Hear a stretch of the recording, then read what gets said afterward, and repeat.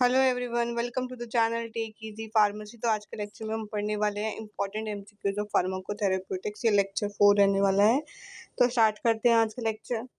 Which inflammatory bowel disease affects only colon and rectum. इसमें कौन सी ऐसी डिसीज है जो भी कोलोन और रेक्टम को इफेक्ट करती है? Crohn's disease, ulcerative colitis, gastritis या फिर जीईआरडी। सो करेक्ट आंसर है B, ulcerative colitis. Ulcerative colitis क्या है? लिमिटेड होती है कोलोन और रेक्टम तक, जबकि जो क्रोन्स डिसीज है वो अफेक्ट करती है हमारी किसी भी बॉडी पार्ट को जीआई ट्रैक्ट में। नेक्स्ट है which organism is responsible for tuberculosis. इसमें से ट्यूबरक्लोसिस के लिए कौन सा ऑर्गेनिज्म रिस्पॉन्सिबल है? Streptococcus pneumoniae, Mycobacterium tuberculosis, E coli या फिर स्टाफाइलोकोकस ओरियस। तो करेक्ट आंसर है बी, माइकोबैक्टीरियम ट्यूबरक्लोसिस। ट्यूबरक्लोसिस एक डिसीज है जो कि माइकोबैक्टीरियम ट्यूबरक्लोसिस की वजह से होती है, जो कि मेनली अफेक्ट करती है हमारे लंग्स को। ठीक है। नेक्स्ट है which anti tubercular drug may cause orange red discoloration of urine. इसमें से कौन सी ऐसी ड्रग है जो कि भाई इसका साइड इफेक्ट है कि वो हमारी जो यूरिन है उसको ऑरेंज रेड कलर में चेंज कर देती है? Rifampicin, ethambutol, isoniazid, streptomycin. तो करेक्ट आंसर है ए, रिफाम्पिसिन। रिफाम्पिसिन क्या है? कॉमनली कोज करती है हार्मलेस, लेकिन मतलब ये जो कलरेशन चेंज हुआ वो हार्मलेस होता है, लेकिन चेंज होता है red colouration of urine, sweat and tears. ठीक है। नेक्स्ट है which anti TB drug may cause peripheral neuropathy. जो पेरिफेरल न्यूरोपैथी कौन कॉज करती है? आइसोनियाजाइड, पायराजिनामाइड, एथम्ब्यूटोल या फिर रिफाम्पिसिन। जो करेक्ट आंसर है ए, आइसोनियाजाइड। आइसोनियाजाइड क्या है? कॉज करती है पेरिफेरल न्यूरोपैथी, और वो क्या करती है? प्रिवेंट करती है बाय गिविंग पायरोक्सीडीन, विटामिन बी6। ठीक है। इसको हम कैसे प्रिवेंट कर सकते हैं? मतलब जो न्यूरोपैथी है ना, पेरिफेरल न्यूरोपैथी, हम उसके साथ में विटामिन बी6 देंगे तो ये नहीं होगा। इथम्ब्यूटोल टॉक्सिसिटी मेनली अफेक्ट्स। तो इथम्ब्यूटोल टॉक्सिसिटी मेनली क्या इफेक्ट करती है? ऑप्टिक नर्व को, लिवर को, किडनी को, हार्ट को। सो करेक्ट आंसर है ए, ऑप्टिक नर्व को। इथम्ब्यूटोल क्या करता है? कॉज करता है ऑप्टिक न्यूरोटाइटिस, मतलब इन्फ्लेमेशन कॉज करता है ऑप्टिक नर्व्स में, जिसकी वजह से क्या होता है? विजुअल डिस्टर्बेंस होता है, कलर ब्लाइंडनेस हो सकती है। नेक्स्ट है which organism most commonly cause community acquired pneumonia. कौन सा है जिसको कम्युनिटी एक्वायर्ड निमोनिया कॉज कर सकता है? Streptococcus pneumonia, Salmonella typhi, vibrio cholera या फिर नाइजीरिया गिनोरिया। तो करेक्ट आंसर है स्ट्रेप्टोकोकस निमोनिया। ठीक है। ये क्या एक लीडिंग बैक्टीरियल कॉज होता है किसी भी कम्युनिटी एक्वायर्ड निमोनिया के लिए।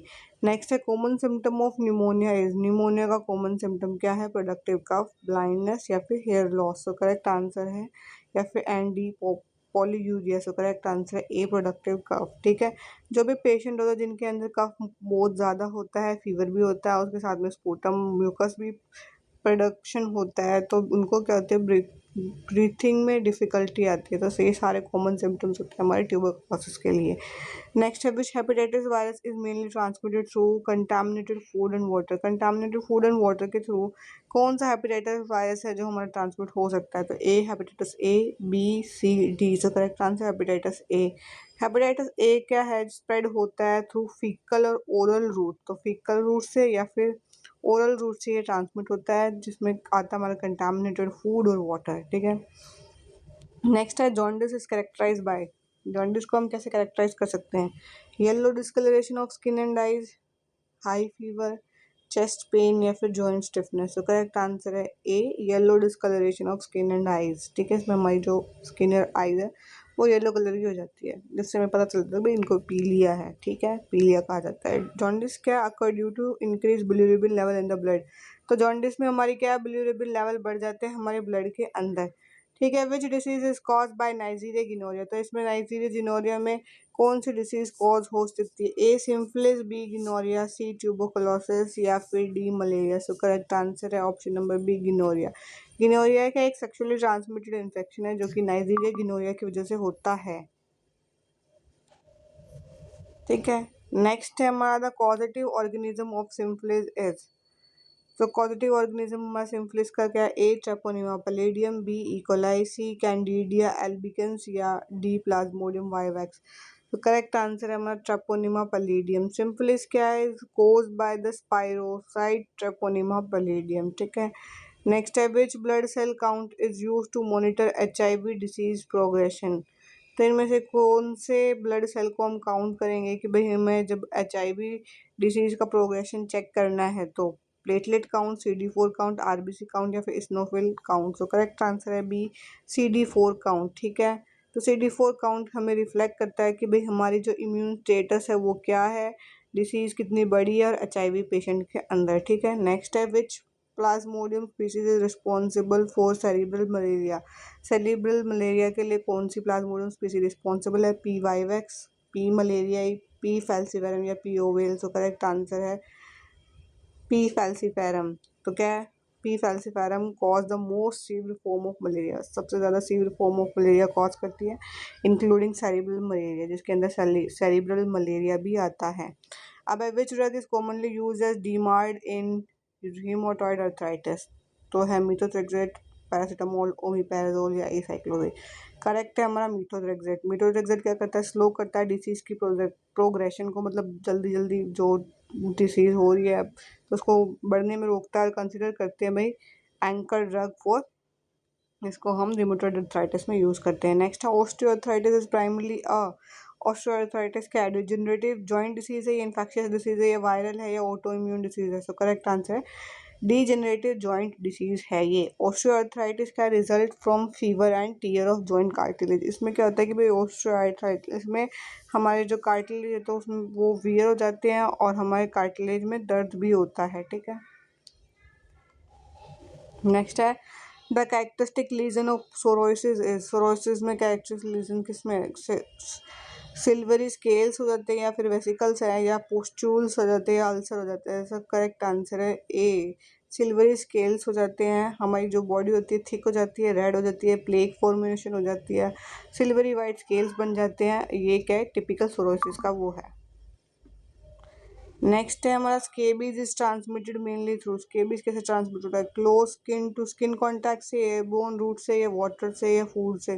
सो करेक्ट आंसर है A, close skin to skin contact से। क्या, scabies spread through direct contact with an infected person. अगर हमने किसी पर्सन के कॉन्टैक्ट में आए जिसको स्केबीज था तो उसकी वजह से भी हमें क्या हो सकता है, स्केबीज हो सकता है, क्योंकि एक इन्फेक्शियस डिसीज होती है। Which condition is associated with persistent sadness and loss of interest. तो अगर हमें भाई सैडनेस है, हमारा इंटरेस्ट लॉस है, तो हमें कौन सी डिसीज हो सकती है, एंजाइटी हो सकती है, डिप्रेशन हो सकती है, साइकोसिस या फिर डिमेंशिया। सो करेक्ट आंसर है बी, डिप्रेशन हो सकता है। डिप्रेशन का एक कैरेक्टराइज कैसे कर सकते हैं कि भाई हमारा लो मूड है, लो प्लेजर है, किस करने का काम मन नहीं कर रहा है या एनर्जी भी रिड्यूस है। ठीक है, which class of drug is commonly prescribe for anxiety disorder. तो कौन सी कर सकते हैं, बेंजोडाइजेपिन, एंटासिड, एंटी फंगल या फिर एंटी ट्यूबरकुलर ड्रग्स। तो करेक्ट आंसर है ए, बेंजोडाइजेपिन्स। ठीक है, नेक्स्ट है benzodiazepine such as diazepam provide short term relief from anxiety. मतलब जो बेंजोडाइजेपिन ड्रग है तो वो क्या करती है, शॉर्ट टर्म रिलीफ प्रोवाइड कर सकती है हमें एंजाइटी के अंदर। नेक्स्ट है a patient hearing voice that are not present in experiencing. मतलब एक पेशेंट है भाई, उसको आवाज़ें सुनाई दे रही है जो एक्चुअली में कुछ हो ही नहीं, तो उस पेशेंट को क्या बीमारी हो सकती है, डिल्यूजन हो सकता है, हेलुसिनेशन हो सकता है, इल्यूजन हो सकता है या इमेंशिया। तो करेक्ट है हेलुसिनेशन। ठीक है, hearing voice without external stimuli is an auditory hallucination. मतलब वो हेलुसिनेट कर अपने आप ही इमेजिन कर रहा है। नेक्स्ट है which eye disease can damage the optic nerve. तो ऑप्टिक नर्व को कौन सी आई डिजीज डैमेज कर सकते हैं, कंजक्टिवाइटिस, ग्लूकोमा, कैटरैक्ट या फिर मायोपिया। सो करेक्ट आंसर है बी, ग्लूकोमा। ये क्या करता है, इंक्रीज करता है, इंट्राओकुलर प्रेशर में इंक्रीज हो जाता है, जिसकी वजह से हमारी जो ऑप्टिक नर्व है उसको डैमेज होने के चांसेस रहते हैं और जिसकी वजह से हमें ब्लाइंडनेस भी हो सकती है। नेक्स्ट है woman with PCOS commonly show. जो जिनको PCOS होता है उनमें कॉमनली क्या हम सिम्टम्स देख सकते हैं, इरेगुलर मेंस्ट्रुअल साइकिल होता है या फिर सीवियर जॉन्डिस होता है या हीमोपेटाइसिस होता है या कैटरैक्ट होता है। सो करेक्ट आंसर है ए, उनके अंदर क्या था, इरेगुलर मेंस्ट्रुअल साइकिल होता है। साइकिल जो होते हैं प्रॉपर नहीं आते, हर महीने नहीं आते, कभी 2 महीने में, महीने में, 15 ऐसे उनका साइकिल चलता है। हार्मोनल इम्बैलेंस हो जाता है इसमें। PCOS lead to irregular ovulation.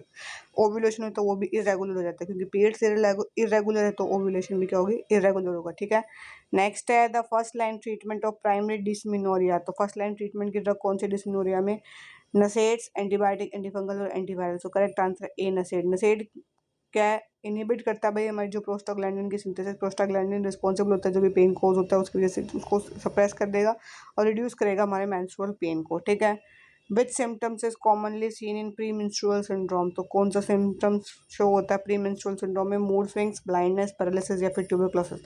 Correct time mood swings, भाई हमारे मूड स्विंग्स चेंज होते रहते हैं, भाई कहते हैं ना पीरियड्स में मूड स्विंग्स बहुत होते हैं, ये उसकी वजह से होता है, ठीक है। Emotional symptoms such as irritability and mood changes are common PMS, ठीक है। अगर हमारा मूड चेंज हो रहा है, इरिटेबिलिटी हो रही है, तो ये क्या है, कॉमन सिम्टम्स है, हमें PMS है, ठीक है। The best strategy to reduce anti microbial resistance, अगर हमें एंटी माइक्रोबियल रेजिस्टेंस को रिमूव करना है या कम करना है तो सबसे अच्छी स्ट्रेटजी कौन सी हो सकती है कि भाई हम रैशनल यूज़ ऑफ एंटीबायोटिक का इस्तेमाल ढंग से करें, सेल्फ मेडिकेशन खुद से मेडिसिन ले ले, या फिर एंटीबायोटिक को स्टॉप भी कर दे, या फिर यूज़ करें एंटीबायोटिक फॉर वायरल इन्फेक्शन, सिर्फ वायरल इन्फेक्शन के लिए यूज़ करें। सो करेक्ट आंसर है भाई रैशनल यूज़ ऑफ एंटीबायोटिक, भाई हम जो एंटीबायोटिक का यूज़ करें वो ही ध्यान से करें, भाई समझदारी से करें, भाई ऐसे ही कुछ भी बीमारी हुई हमने भाई एंटीबायोटिक खा ली तो ऐसे हमें नहीं करना है भाई, ठीक है। जितना डॉक्टर ने बताया, जिस हिसाब से बताया, जितनी प्रिस्क्राइब लिमिट बताई, तो हमें उस हिसाब से उसको खाना चाहिए, और हर बार बार एंटीबायोटिक्स का कंजप्शन अपनी मर्जी से सेल्फ मेडिकेशन नहीं करनी चाहिए, ठीक है। क्या appropriate antibiotic selection, dose and duration help prevent antimicrobial resistance and prevent antibiotic effectiveness, ठीक है। तो हमारे थेराप्यूटिक्स के सारे इंपॉर्टेंट MCQs कवर हो चुके हैं। आई होप आपको वीडियो अच्छी लगी होगी।